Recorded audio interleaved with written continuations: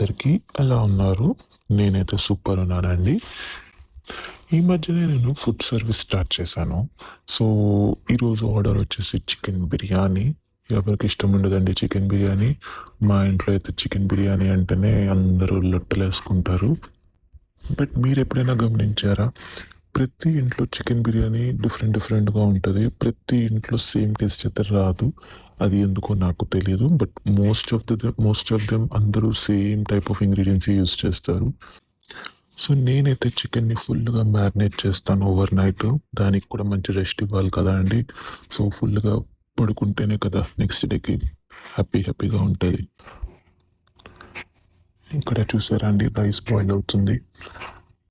So, నేనైతే rice almost like 95% cook చేస్తాను. And chicken కూడా నేను ముందే కుక్ చేసేస్తాను. ఇలాగా గ్రేవీ వస్తది కదా! ఈ గ్రేవీని నేను సెపరేట్ చేసుకుంటాను చిన్న బౌల్‌లోని. సో దట్ అది లేయరింగ్‌కి వాడుకోవచ్చు.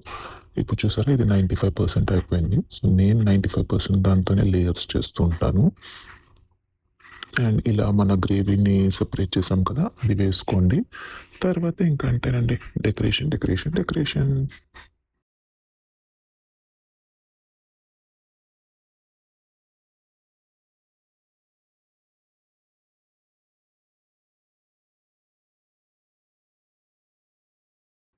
అండ్ డెఫినెట్‌గా మనము ఆయిల్ అండ్ ఘీ మంచి అమౌంట్స్‌లో వేయాలి. ఎందుకంటే రైస్ అనేది అప్పుడప్పుడు గట్టయిపోతది. సో, మనం మంచిగా వేసామనుకోండి లైక్ ఆయిల్ అండ్ ఘీ కొంచెం రైస్ అయితే మెత్తగానే ఉంటుంది.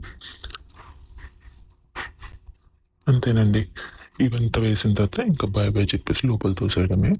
అండ్ చూసారా ఎంత ఫ్లఫీగా ఉందో రైస్ మొత్తము. కలర్‌ఫుల్‌గా భలే వచ్చింది చూసారా? Can you see? మంచి యెల్లో టర్న్ అయింది. అండ్ ఇంకంతేనండి. Ready to eat.